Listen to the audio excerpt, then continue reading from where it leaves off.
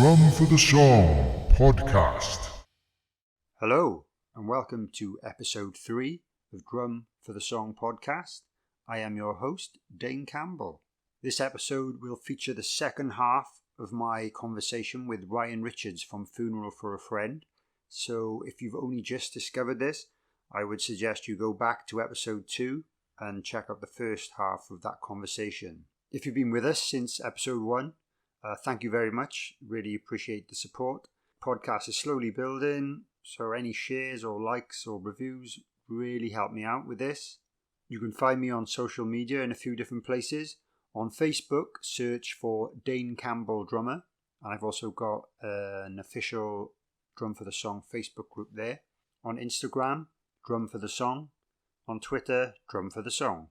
If you've really enjoyed the content from these podcasts and think you'll enjoy them even more in the future, please consider supporting me on patreon.com/drumforthesong. That's Patreon. And then from there, you can pay as little as £3 a month to enjoy some exclusive benefits. There are 3 different tiers. There's the Smasher tier, the Rocker tier, and the Groover tier.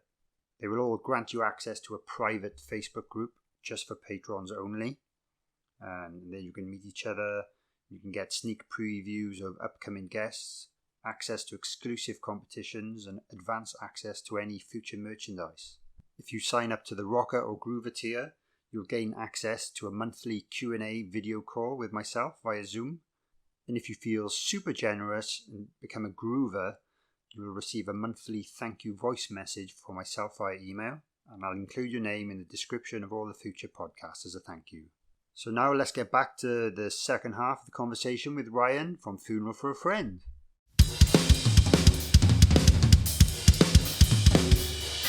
Drum for the Song podcast. Yeah, so I've noticed you've had a few little musical side projects, and you released one recently, didn't you? Last year, was it maybe this year or last year? Like, do you want to talk about those, or can people listen to those? I've always liked sort of doing different things really, and scratching different musical itches, because even though I've been a drummer in the band, I do, most fans know that I do all the heavy aggressive vocals in Funeral, and always have after the first EP, but so I wanted to get more into that. A couple of years back I started thinking, I wouldn't mind doing like a little project where I can just do vocals on, cool. and do something there. So I started a heavy metal thrash thing with some friends of mine, some super talented friends of mine, a band called Subtraction. And so we've only released a couple of tracks at the moment, because we were starting to build ahead of steam, and then COVID came in, so I haven't been able to record any other stuff. But yeah, we got a couple of tunes on there. It's modern take on classic thrash, I think I would probably call it. But yeah, hopefully then after this all sort of dies down and I'm able to get back into, we're able to get back together and do some stuff. Well, nice to knock out an EP or something like that, or even an album, in the future. Yeah, it's just something that's fun to do, really. Doing that different type of band that's sort of really focusing on the heavier side of things. Where we've always had that balance with Funeral of the melodic and the heavy. It's been nice just to shout. shout. Yeah, go all out with that.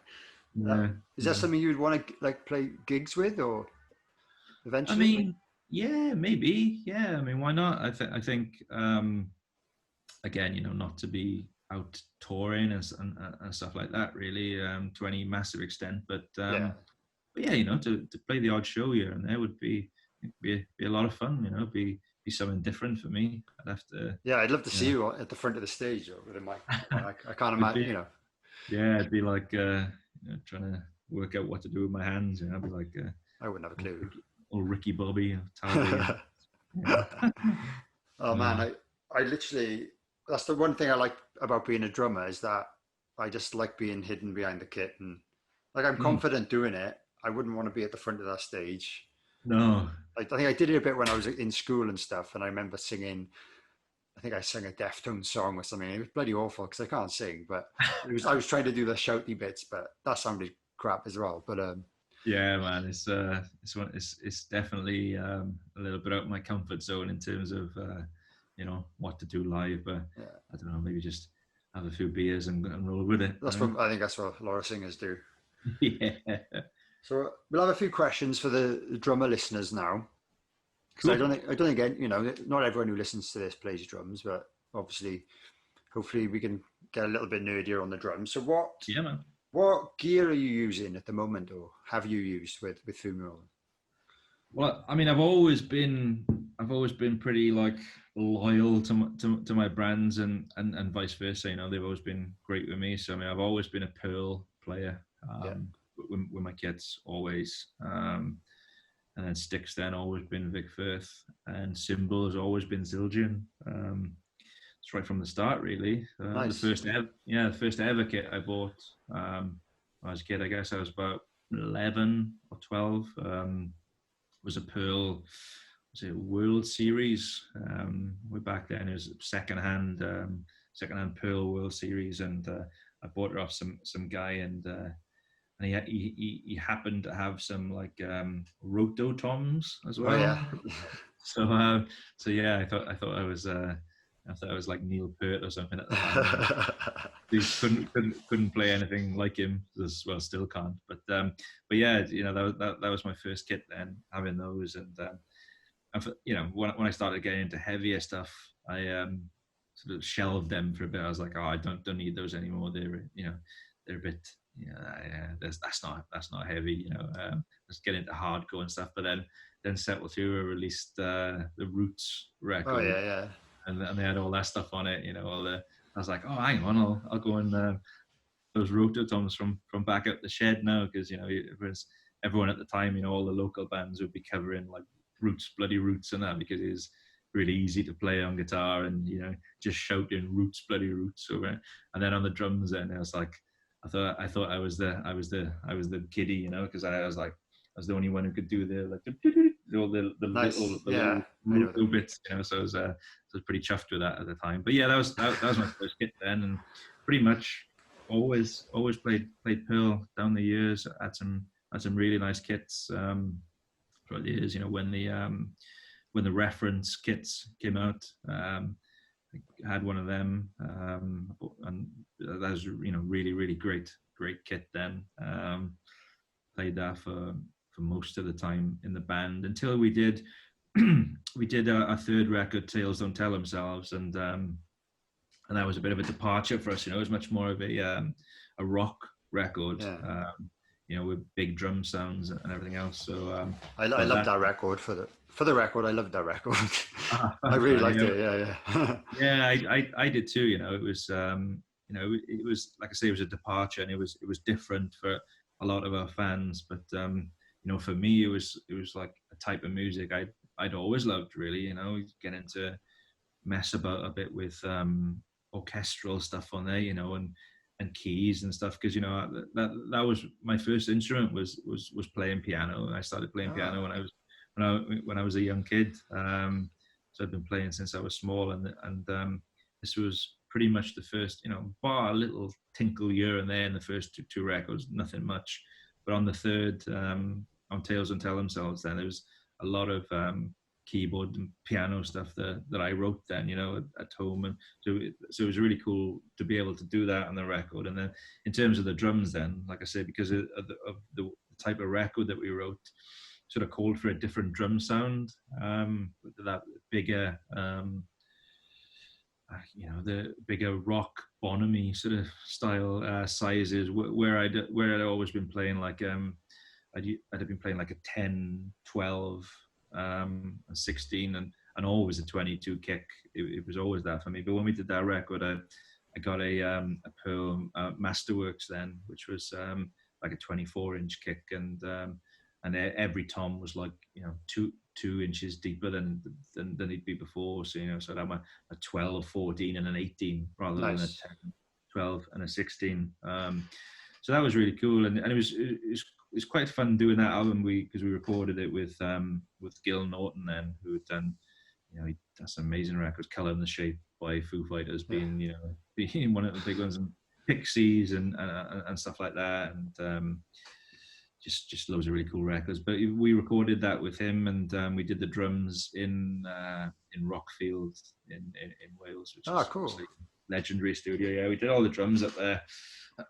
And I had that new kit then up there. But what we'd been doing before that new kit came, we'd been doing our demos in a rehearsal place in Cardiff, and Gil came down, and I was using like a Yamaha TD20 at the time, maybe, I think it was. But we did all our demos on that, and I got really comfortable playing that. And he was like, these sounds are actually really good on this. And he did have, he was like, should we try making a record with this? And I was like, no, I don't know if I want to do that. But what we did, which was quite cool, we kind of, we used the TD20, but what we did is we recorded the whole album just normal, drums, cymbals, everything, recorded normal. And we did it again. We took away all the cymbals in the room and just put up the electric cymbals, the dead cymbals. So I recorded everything again like that, because then of course you don't get all the room of the cymbals. So I'm playing away, and I can hear cymbals because they're coming from the TD20. Yeah. So I'm playing. So I'm getting the full picture, playing away, but the only thing that's being recorded in the room is just the drums. Wow. So they're completely isolated then, so you can really ramp up the room sound on them without having to worry about, the spill of the cymbals or the hi-hats or wherever. So we did that, and then we did it in reverse then, where I played the TD20 kit, but with real cymbals and hi-hats. So wow. then he mixed that together then. So he put that all together. So the real drums on their own and the real cymbals on their own. They just didn't have any bleed. That's amazing. Yeah. So it allowed two things then, really. It allowed us to be able to concentrate and push the room sounds of the drums, the kick, the snare, the toms, and really push those without having to worry about any and cymbal stuff. Yeah. And then you just had these really, really clean cymbal sounds then, because you didn't have the kick, snare, and the toms bashing away underneath it. You just had literally like a tapping, hardly audible tapping of the TD20 around us. So yeah, that's how we got our drum sound on that record, which is really cool. I'm going to listen back to that then and see if I can kind of notice. I probably can. I just didn't know that before you mentioned that. So that's amazing. That's cool. I've heard of people experimenting with, playing the cymbals separately than the drums to achieve that effect. But I don't think I could really comfortably do that. If I this is the thing. Because the cymbals that weren't there and stuff. I don't think I could do it. Because they were actually there, because they were actually, because I'd been doing all the demos for months, really, between writing and recording the demos, because I'd been playing the TD20 kit. That's where I had in the room. That's what we had in the rehearsal room. We had the two kits set up, nice. For the whole time. So we had the TD, so that we could be like talking over each other, I playing something and the guys are on, half volume or wherever, and the TD20 is coming out of the PA or I think we had, in-ear thing going on. But anyway, that was the writing bit. And then as soon as we'd got a section and we were like, right, we think we got that. So like, right, go over there and jump on the real kit, and then everyone just turn up, and then, that's how we did it. So, and then and obviously Gil was in the room for a bunch of that. And then when we got to the recording, it's like, well, let's try that. It came out great. Yeah, the drum sound on is banging. Yeah, sounds really good. Class. No, I didn't expect to hear that story, so that's really cool, man. You haven't really said, how old were you when you started playing drums then, and who were your influences when you started? Yeah, so I was like, it's about 11 years old at the time in school. as I say, I've been playing piano since I was about 6, something like that. So when I got to secondary school, then when I got to big school, we you know it is you meet different people who are into the same music as you do, you know, and you make friends, and and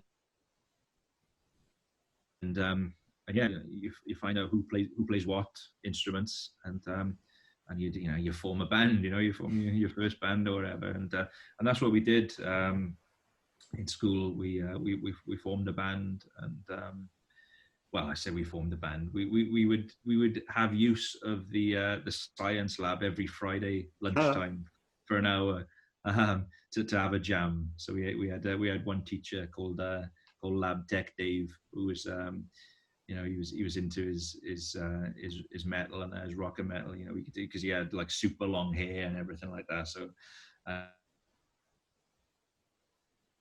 he sort of took us, like he like gave up his Friday lunchtime just to, you know, he'd sit in a science room and eat his sandwiches in there so that we could have a little jam in there. So I was playing it on the piano at the time, on the keys. You know, I'd get the keys from the music room, so we'd be doing stuff like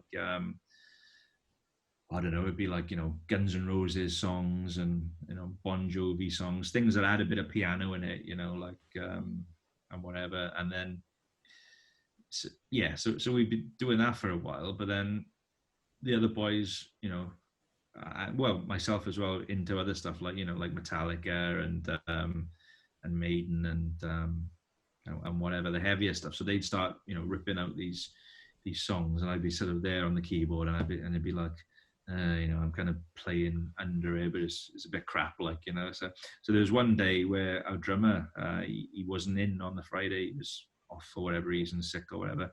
And we were like, we'll have to knock it on the head for today. And I was like, no, you know, I'll have a bash on the drums. So we did, you know, we went in, and I sort of just had a bit of a natural, you know, I just knew how to do it, I suppose. Wow. And, you know, we started off like jamming, like, you know, the same thing as most people jam first time around, like Smoke on the Water, or you know, you know, AC/DC or whatever, you know, just keeping the old 4/4 thing. And then I started playing like one of the first songs was like you know, Wherever I May Roam, you know, by Metallica and stuff like that. And yeah, you know, I started drumming in the band, and I could have kept my position there, and then moved on to, like, you know, the next week we'd start trying to do some like Green Day stuff, you know, playing Basket Case or whatever, which is, I guess, quite advanced for a beginner, really, you know. But Yeah. sort of you know, I'd take my sticks home and practice it all week, just on like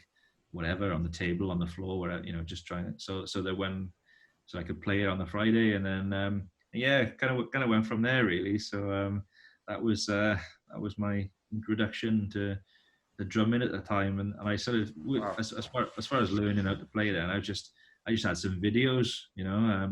When I bought my first kit, the guy who sold me had a couple of videos where there's a Greg Bisonet tutorial video, and yeah, that was like the first thing I learned off then, and would just learn from practicing other band songs, really, you know. And that's kind of how it came about. Awesome. That's a cool story. So the original drummer got demoted or banned? Yeah, or well, no, he was better at rugby anyway, you know. He was fair enough. yeah, so he was just like, oh, whatever. I just play rugby on Friday instead. You know, I don't think he was that bothered, really, you know. No, that's fair enough. No. Right. So you're just a bit of a natural then, really. So by the sound of it. So, yeah, you know, awesome. we got into it, but I mean, it was one of those things where, you know, I sort of had that kind of aptitude for it, like, but once I bought my first set of drums, and, you know, after I'd saved up to get them, and convinced my parents I was serious about it, because obviously, you know, they'd be paying for me to have piano lessons for years. And I was like, oh, you know, what I said to them, and it's the truth, I think, you know, I was like, all those piano lessons kind of, I think that was how I was able to play drums, you know, because I had that, I suppose, grasp of rhythm and, you know, tempo and stuff like that. Because, you know, even when I was learning piano, you know, you had to play, you know, you had to remember things, obviously, you know, and you had to know where everything is, and you had to know, like, the notations, and keep to the correct tempo and things like that. So I said, it's not been gone to waste or anything like that. I think, it's helped me. It's almost in a weird way, taught me how to start playing drums. So yeah, once we did that, I mean, I'd practice so much, I keep my garage, I keep my drums in my uncle's garage up the road, because he had like a big garage, and we didn't have any space for it in our house, but it was like 2 stops after where I would usually get dropped off for school, so I would go there straight from school, get off the bus, go and play until my tea was ready, like Nice.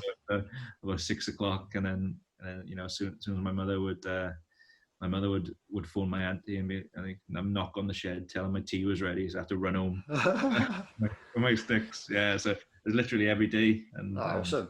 I paid off then. yeah, got there in the end. So you can read, you can read music notation. Have you ever tried to learn drum notation? Yeah, I did for a while. I can read it a bit. Yeah, I mean, it's not like the sort of thing where you put a sheet music in front of me and I'd be able to just look at it and play the thing. I'd be sort of fumbling my way through it. So no, definitely no expert. No me. Yeah, my thing was always I was good at just playing by listening, playing by I could hear something and pretty much if it was within my capabilities, at least I'd be able to play it. So I was good at that and being able to remember stuff. So yeah, more so than being able to read it, I was good at listening to something and being able to play it. That's something I've always said when people ask me like how I learned or how can I learn things on drums. It's like you hear it, and because there's no notes, you know what a snare sounds like, you know what a kick drum sounds like, so you've just got to figure out what to do with your hands to recreate the sound you heard, isn't it, really? So I've always done that before reading notes and stuff. I don't know. It's quite a unique instrument, really, where, I mean, I think more so than any other instrument, probably, you can learn to play something without actually playing it. You can like go away, you've got your sticks, and well, that's what I used to do a lot of the time. I'd be listening to, that's probably why I got so into the music I was listening to at the time, because I'd be listening, but I'd probably have a pair of sticks in my hands as well, and I'd be like sort of like air drumming along and soaking it in, really, and I'd do it to the point where I'd be sort of air drumming at home. I'd be sort of might even be sitting there on my drum stool or whatever, and I'd have my sticks in my hands, so that by the time it came to whenever I was able to go and actually sit on the drums and play, I could play that song then, because I'd awesome. I'd like practiced in my head, or air drummed it at home, so I could just go and apply that straight to the kit and do it, where it's not as if you can air guitar and then you just pick up a guitar and you can play it. It's a completely different thing altogether. So I think drums are quite unique in that way. Yeah, I think it's one of the coolest things about trying to learn the drums, that you don't actually need a drum kit to learn things. And no, that's the wild thing. I mean, I'd be interested to it'd be interesting to know how many people actually learned how to play drums through the like Rock Band video games and stuff like that. Those rhythm games and things like that, because that gets you into it. I guess you go in and you see the notes coming down the screen and stuff. Probably a lot of drummers were like, you'd be doing this show in like 5-10 years time and be like, I know, how did you start drumming? And be like, oh yeah, Rock Band, Beatles Rock Band or whatever. Yeah, exactly, man. Wouldn't surprise me. No, not me. That's wicked, man. So yeah, the name of this podcast is Drum for the Song. It's always kind of been my main goal when kind of writing and playing music. Do you have any advice or tips for other drummers when it comes to writing their own drum parts? Yeah, I think the two main things are don't go overboard. I mean, don't make it about you, really. And and don't sort of jump ahead of your capabilities too quickly, and don't don't try to run before you can walk, really, because I was certainly very guilty of that in the first bands I was in, trying to do these.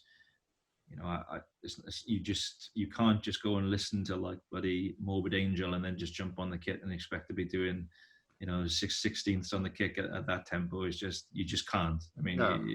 no matter what your head tells you, no matter what you think, you can't. You've got to build to it, and you've got to practice, and you've got to build up your stamina and and everything else, and your chops. So yeah, I mean, just play what you're good at. For obviously, yes, everyone wants to get better and add to their repertoire, their toolbox of techniques or whatever. But yeah, just do what you do, wherever you do well, do that, and then once you're good at something else, bring that into your playing. And then obviously the other thing then is very much, as you said, is playing for the song. And I think it's funny. There was someone who was working for us at the time when we started, and we did our first album. She was working like in our legal team, and she said, "Oh, it's almost like you play drums like a pianist, like a piano player." I was like, "Oh, it's funny you should say that, because yeah, that's kind of what I do. What I've sort of my first instrument." And she's like, "Yeah, I think she was like a piano player or teacher or whatever." And she's like, "I can sort of tell by the way you do like the accents on the cymbals, on the like the splashes, or on like the bells and stuff like that. It's almost like playing like a drums like a piano." Wow. And I was like, yeah, that's interesting. Yeah. So, but that goes back to the way I've always wrote, especially for Funeral, because a lot of the time, the way an idea would start from, a lot of the time would be from Chris doing a riff, playing a riff, and a lot of them be quite complicated riffs, whether the amount of notes he plays or rhythmically or what, and I would always just try to, I'm almost seeing it like on a sheet of paper, it's like his, like it's almost like his riff or his score is there, Right. and I'm like there, and I'm trying to go along with it. You know what I mean? I'm trying to sort of syncopate what he's doing and push certain notes out, and highlight certain notes and things like that. So I've always written like that, really, and tried to really lock. I've always locked tighter to the guitar than I have in the bass. Maybe that's just me and the music that I've grown up listening to, but yeah, I always listen to the guitar first. I mean, maybe that's not the way you necessarily should do it, or not the way everyone, the purists would certainly say that it shouldn't be. You should be locking in with your bass. But I guess that's just my style of playing. Yeah, and, yeah. So that's another point, I suppose, is just play. Play if you find you've got a certain way of playing, a certain character to your play, and then embrace it. Yeah. Everyone's different. So. Well, yeah, that's right. And as long as the whole band works as a unit, it doesn't really matter what you're doing, as long as everyone's working together. Really, that's the thing about a band. And well, that's it. And it makes interesting chemistry as well. Yeah. If every band used the same technique, everyone would sound more similar. So, I think, yeah, I mean, you look at some of the greatest bands of all time and the greatest drummers. I mean, like how different would the Police sound if it wasn't, if Stuart Copeland wasn't in the band? How different would Cream sound if Ginger Baker wasn't in the band? How would AC/DC sound if they had someone who's like a virtuoso player who wanted to throw fills all over the place? It wouldn't be the same band. It wouldn't be the same magic. It would be, it just wouldn't be the same. And that's kind of how I've always considered my place in Funeral for a Friend. Really, when I drum, is it's like I'm drumming for this part of the whole picture, really, but locking it, it's always been like, locking in with Chris had been the first thing, and everyone else would do their thing around it. But that's how I think that was a really key element of our band, because Darren was is such a different type of player to Chris. He's that sort of the sugar, the pepper in on top. He's spicing it up and doing all these little things. You look at things he plays in isolation and you think, oh, that's quite simple, but you hear the songs without his parts, and you lose what the magic of what they are. Why people love them. Oh, that's interesting. No, I guess you're one of the only people who would have, who've been able to hear those songs without his parts to kind of get that idea of that. That's cool. Yeah, well, I mean, what something a lot of people don't know is that Matt would always wait. Well, more often than not, always wait for Darren to do his part before writing his melodies, because whereas I would sort of concentrate and lock in more with Chris, Matt would lock in more with Darren and what Darren's doing most of the time. Interesting. Yeah. I mean, I think a good example for people who are into the band would be Into Oblivion, where basically that sort of the high lead line that goes through the song, that was kind of the starting point for all of Matt's melodies for that song. Matt took a lot of the melody for that song from Darren's parts, really. And if you go through our catalog, our back catalog of stuff, when you're actually thinking about it like that and you're looking out for it, I think you'll hear it a lot. Yeah, I will, because once we nailed this interview, I kind of gone back and listened to some of the stuff because I hadn't heard it in a while. Yeah. I haven't finished yet, so I need to listen to it a little bit more. But yeah, it did make me realize that how much of a signature style you have as a player. Because I was just like, yeah, you can tell that's Ryan's playing just because you've got. It's hard. It's hard for me to describe, but it might be that you're locking in with the guitar, kind of accenting. I could just tell, oh, that's you. Because my initial thing was, all right, I need to double check which albums you were on and which ones you weren't. I kind of knew it was, the early period up until when. I wasn't sure of the last one, but I could just tell it was you. I was like, yeah, that's Ryan, just from hearing. So I'll listen back to those guitar parts and the vocal melodies and see if there's anything that stands out as well. Yeah, it was very often, more often than not, 9 out of 10 times, you'd be like, let Darren do his thing first, and I'll do my vocals after Darren. Yeah. Awesome. That's wicked. Thanks for that. One of the major downsides of my drumming career, you'll remember, was when I tore my rotator cuff just before we were meant to be going on tour with you guys. Yeah. So I'm still gutted about that. Have you ever had any injuries from drumming yourself?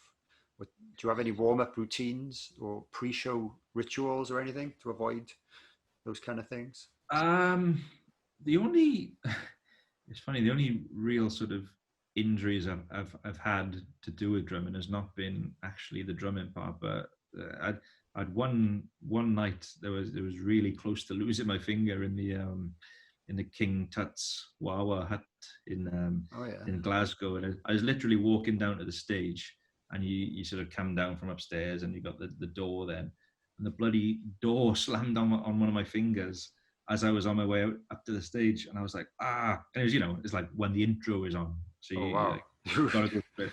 I was like, it was just really, really painful. I was really lucky not for it. It was just that close to being bloody chopped off.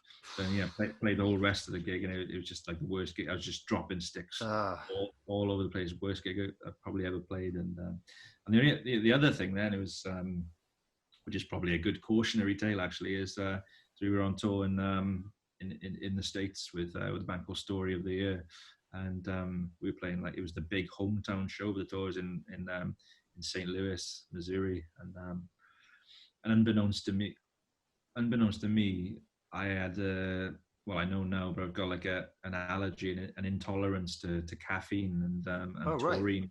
Yeah, I mean, but I never knew because I've never drunk coffee throughout my life. I've never drunk tea, coffee, whatever. I just don't, and I don't drink fizzy drinks really, except beer. But yeah. So it was on that. It was on that tour. It was towards the start of the tour. Vodka Red Bull started to become a thing. People were doing. So I got in on that, and I, you quite got a taste for Red Bull then. So I'd be drinking vodka Red Bull in the night, and then in the day then just drinking Red Bull, because. So then it got to this one show, and I woke up and I was like, just felt like I had a hangover. Really, I was like, oh, you feel like crap. You're like, oh, it's probably because I overdid it last night. But I was feeling rubbish all day, and I was playing the show, and it started feeling really weird. I was like, oh, something's not right here. And I started playing, and I just started slowing down. I couldn't help it. I was in the middle of a song, and I just started slowing down. And our bass player at the time, Gareth, looked at me. He's like, "You're right, man." And I just started slowing down.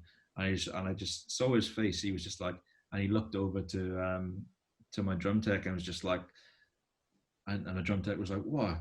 And then I just fell off the stool, like just completely off the stool. Wow. I was like, "Holy shit!" And I was just like on the floor, and I couldn't move. And they had to like put me on a stretcher and everything, and get me off stage on a stretcher and take me to hospital. And yeah, I basically had like almost like an overdose of bloody taurine and caffeine, which just completely screwed me up on it. And since that day, I've never been able to touch any sort of energy drink or even coffee or anything like that. It just makes me so ill.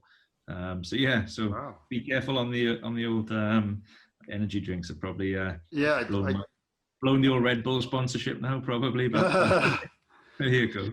It's not. That's mad. So was it from that day then? Did they tell you that's what it caused it? Yeah. They figured it out. They did tests. They did tests on me and everything. Kept me in for a good few hours and that. Yeah, it wasn't good. I am a bit. I do drink, a bit of tea and coffee, but I limit myself to like one a day now. Because I'm aware of, how it affects your sleep and stuff like that. Read a book about it. Basically, it scared the shit out of me. So I was like, right, okay, calming down now. But I'm a bit of a sucker for the kind of sport.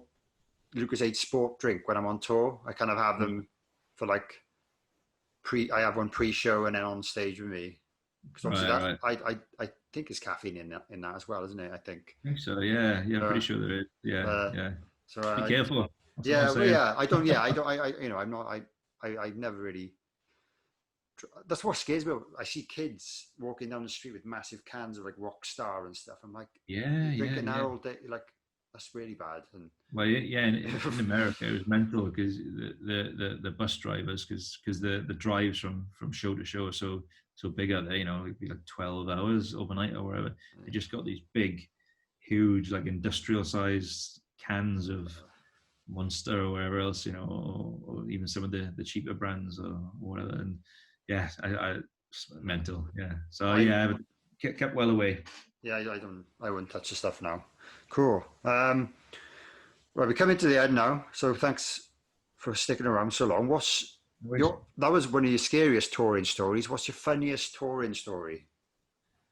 God, got to be something. Oh, there's definitely a few. God, just trying to think of which ones I'm allowed to tell. That's all. Oh yeah. Don't say anything you shouldn't say. I mean, it was just all silliness, nonsense, really. I mean, I'm trying to think of them, and there's things like that it's not that funny when you look, like sort of meeting Rolf Harris and stuff like that. Right. Hanging out with Rolf Harris and getting him to draw us like a nice Rolf Faru. That's mad. Randomly, randomly meeting him at one of the Iron Maiden shows we were on, and he came along, and it used to be my pride of place, my photo with Rolf Harris and everything. But obviously, things went a bit south then, and it's not so much of a thing to put on the living room No.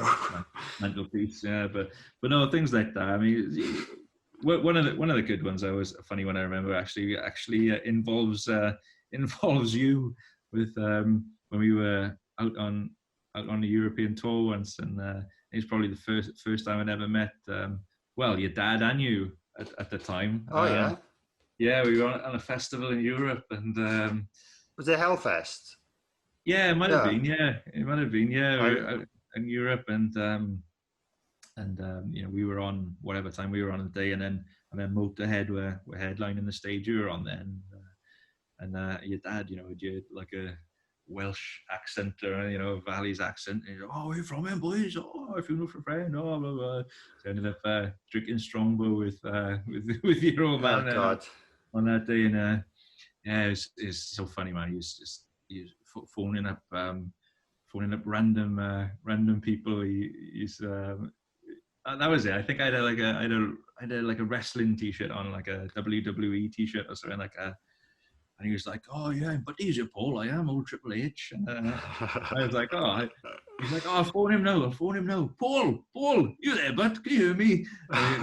He's like, "Oh, he's busy a minute. Paul, oh, don't worry about it. I'll phone him back after." I'm like, "Oh, brilliant." That's probably why he doesn't answer his calls anymore. No, I don't know. That's mad. That's mad. So it was so funny, man. And that was I think that was like late. I think I remember like late 2004, something like that. Oh, right.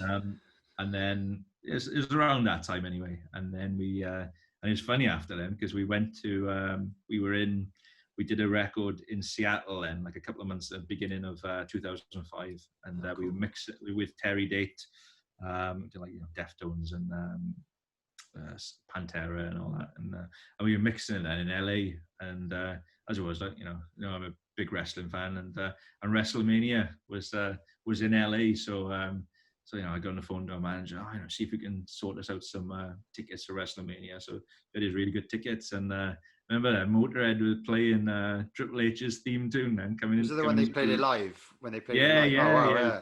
It was the one when Motorhead played live, yeah, which is mental. Which is great, because it was a couple of months earlier where we'd met your dad, and he'd got on the phone to Paul or Triple H, and this was the point, when they were playing him down to the ring in the Staples Center. Wow. And it's just mental watching it. It was fun. Yeah, it's good. Yeah, good times. What's who were your favorite wrestlers of all time then, while we're talking about wrestling? Yeah, well, I got a couple of different eras. Started watching it in the when I was a kid in the very early 90s. This first Mania I watched was WrestleMania 6, which is the old Hulk Hogan and Ultimate Warrior main event. So those two straight away were two of my biggest wrestling heroes. But yeah, I mean, always been a fan throughout the years, and people like Stone Cold Steve Austin is legend. Yeah, I mean, because he was starting to get big right around the time that I started being, was old enough to drink beer. So it was like, there he is, there's old Stone Cold. yeah. I'll give him a plug, actually, for anyone listening in the States. He does. Last time I was out in LA back in, was it November? He's got his own beer now in the States, his own IPA, the old Broken Skull. That's it, yeah. IPA. Yeah, and they make it in the they brew it in the El Segundo brewery. Just it's right near LAX. I mean, it's like there's this really cool bar called Rock and Brews. It's like about 10-15 minutes away from LAX. And then right opposite the road then is the brewery, the El Segundo brewery, where they make it. So popped in there last time and brought a few cans home in my suitcase. Nice. Honestly, it's one of the best IPAs I've ever had. So it's super good then, yeah. Oh, it's brilliant. Nice. Yeah. That means that brewery is brilliant. I mean, two of my favorite things in the world are wrestling and beer. So yeah, it's quite cool. Yeah, awesome. So obviously they're all guys who have retired now. Well, yeah, pretty much. Yeah. What were the current guys in the current kind of WWE, or do you watch AEW as well? I think I do. I do watch a bit of AEW as well. I mean, as like athletes and everything is, they're all just really amazing now. I mean, sort of leaps and bounds from what people could do back then, but I'm a bit of a purist, miss the storytelling and everything, and at least trying to keep it a bit real. But no, I still love it. Still love watching it. I went to Wrestlemania last year. Did the whole Nice. the whole weekend. I stayed with some friends out there, who live in Queens, because it was in like New York, New Jersey, and the other stuff was in Brooklyn, and the NXT stuff and the Hall of Fame. So there's a load of the NXT people come through there, really good. Like all the Garganos and the Ciampas and the and all that. It's really really good. There's a few really good people in AEW as well. Like old MJF is a classic. Yeah. He's great, man. And well, so there's the whole Jungle Boy. He's really good. Some good stuff, man. I mean, I find myself these not having as much time on my hands, sort of flicking through and chin highlights and stuff like that, or if there's a really good match on, I'll sit through it and watch it. I know they got coming up next. Oh, it's probably been on by the time this goes out. It would be the Adam Cole Keith Lee cool. match on NXT, for the unify the NXT titles. So that'll be good. They're two guys I really like watching. Yeah, I haven't been watching. Like you said, it's time. It's so much of it to consume, and there's only so much time you've got to actually dedicate. So I do struggle to keep up with all the WWE stuff. It's pretty much impossible, man. It's like Raw was 3 hours, SmackDown was 2 hours, NXT is 2 hours. Yeah. I mean, just for them, I mean, who's got time to watch all that every week? Yeah, exactly. I guess it's good now because you can get like a highlight show on YouTube if you just want to skim through what happened and stuff. So yeah, you do that. I mean, a lot of the time, I mean, I'll listen to podcasts when I'm like, if I'm out in the morning, for a walk or a run or wherever, or even if I'm like in the office, now doing work, I might chuck on the pod. So if they chirp up with, that match was great, blah blah blah, I'll go back and I'll sit and watch that. Yeah, rather than sit through whole shows. Yeah, it's more realistic. Yeah, really, I mean, I just can't do it. I mean, just haven't got the time. I mean, I struggle to have time to do much of it. If it's not working, with the management stuff, then having two kids at home in the lockdown and trying to do the homeschooling stuff as well. And then I'm trying to bloody complete The Last of Us Part 2 as well. Oh, I started it this morning, so I'm a bit behind, but I'm looking forward to it. It's gonna be good. I mean, I don't know how deep I am into it. I mean, I've been playing it for bloody ages. I've been sort of it's been my like an hour or two, hour and a bit every night before going to bed. After the kids are gone to bed and everything, and the wife's gone to bed, I'll chuck down for an hour or two maybe. And I've been doing that for it. I don't know how far I'm into it. I think it's just because I'm just too fussy. I'm one of those people who's like searching around everywhere for little, the trinkets and shit like that. Looking for bullets, and rather than some people like ramming through the game and just blowing everyone up. I'm like, I wonder if I can find another coin. You know what I mean? I'm like, I'm like that. I search like every corner of every room. I don't know what this game is like. Because I haven't got far enough to know if it's that kind of game, but I'm so used to having to search places to find items and health, or whatever. Like, it is like that. It's one of those sort of games where you can go either way, whether you want to go play it like stealth or whether you want to just go all guns blazing. But yeah, I'm the old stealthy guy hiding behind the car, throwing a brick. Nice. And then creeping behind and cutting people's throats, just on the game. Yeah. In game, not in real, because you can't in real life. Yeah, exactly. You can't in real life. That's awesome, man. Yeah, that's awesome. Like I love gaming as well. Yeah, enjoy it, man. I'm sure you'll dig it. It's really good. Yeah, I will do. Last two questions now. Sorry, we get to the end now. What's your favorite country that you've ever toured, and why? Favorite country toured. I mean, I always had a soft spot for the States just because we spent so much time there. I mean, it's got its issues, Yeah. as have we. I mean, we're in no position to get on our high horse. But I do love the place. It's just something about just touring across that just massive country and feeling like you're somewhere different every day. It's just got their own little characteristics and everything. I just had so many of the best times of my life there. Really, just so fun. Just yeah. I mean, I love the US, but Australia as well is another place where we've had some really good times. Really cool country. And Japan. I mean, Japan is just, man. It's just for people, anyone who hasn't been there, it's just like walking onto it, stepping off the plane onto another planet. It's just so different. Just everything about it, the food, the culture, the shows. It's the furthest I've ever felt away from home. It's the most different way of living. It's really cool though. I mean, I've always loved Japan. So that's definitely one of my favorite places. Yeah, awesome. I've been to Australia, but I've never toured any of those three countries. So hopefully one day I get the opportunity. Sure. Hopefully, yeah, man. Right then, final question, which is I'm going to ask everyone. Apart from members of Funeral, who would be in your dream band with yourself on drums? Dead or alive, as you can choose.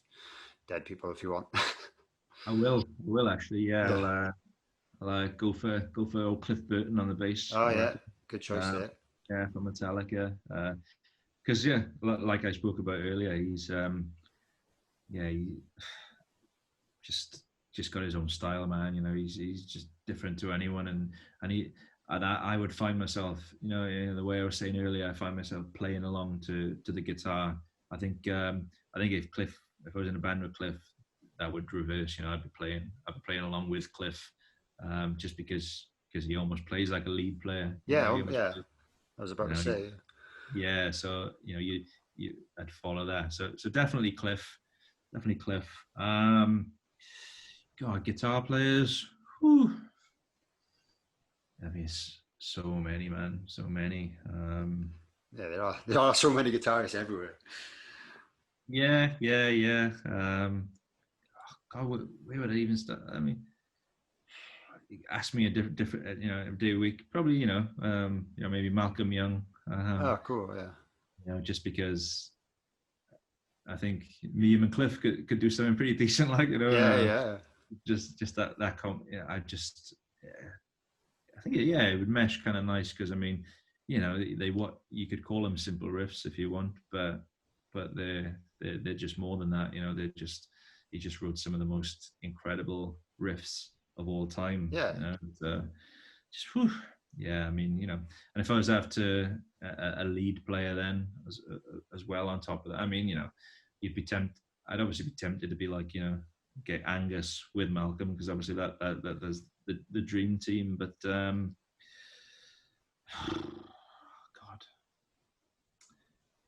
yeah, make it a bit different. Have Tom Morello up there. Cool. That'd be awesome. Yeah, have him up there as well. Doing his thing, doing his unique take on things. So that'd be interesting. And for me, you can only have Freddie up front, man. Freddie up front, yeah, exactly. You can't really.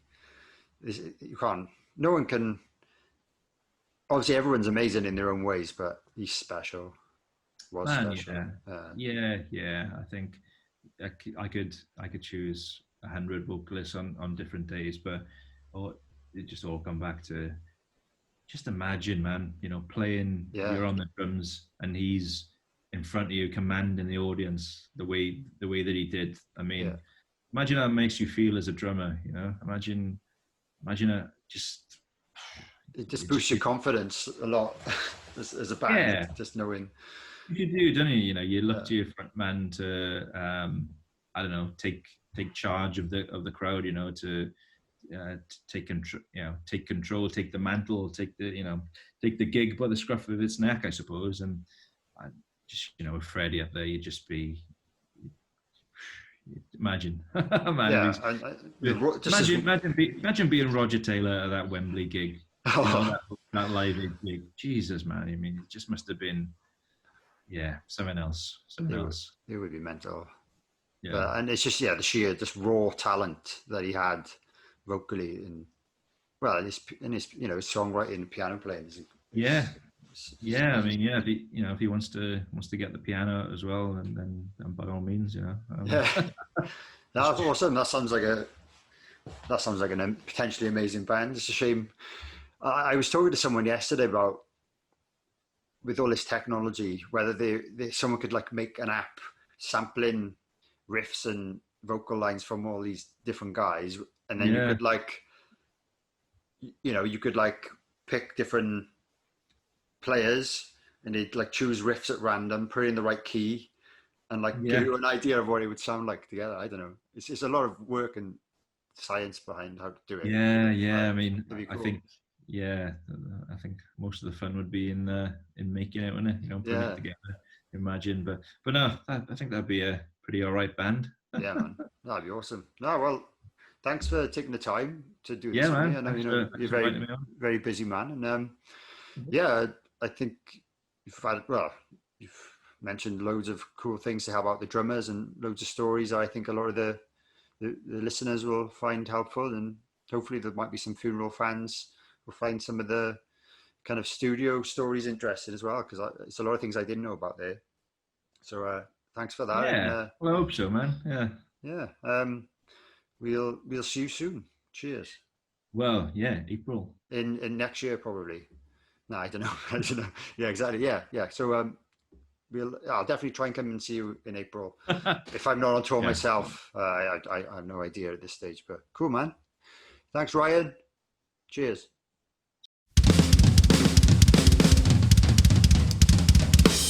Drum for the Song podcast. Fair play, Ryan. Thanks for that. That was wicked. I've known Ryan quite a long time, but there was loads of stories that I'd never heard before. So I hope you enjoyed them too. The April 2021 Funeral for a Friend shows he was talking about, I'm pretty sure they've sold out now. There might be a few tickets left if you double check, because they announced extra dates. And if you like your heavy music, don't forget to check out his side project band Subtraction, where he sings vocals. If you're still listening, thanks for checking out the podcast. Let me know if you prefer this format where the longer interviews are split into 2 episodes, or whether you'd prefer to just have them all in 1 episode. Or any feedback whatsoever would be much appreciated, to be honest, because I just want to improve the podcast for you. And don't forget to follow me on social media if you're on there. Dane Campbell Drummer on Facebook, @DrumForTheSong on Twitter and Instagram. Feel free to tag me in any stories when you're listening, and let me know if there's anyone in particular you'd like me to speak to. If this Ryan Richards episode was how you discovered me, you can go back to episode 1 if you like and check out the amazing conversation I had with Nigel Glockler from Saxon. A few other things you could do to help me out, which would be much appreciated, would be to subscribe to my YouTube channel. Obviously, subscribe wherever you get your podcasts. And if there's an option to leave a review, a nice written review would be very kind. Thanks. That just about wraps it up for this episode. So thanks again, and I'll speak to you in episode 4.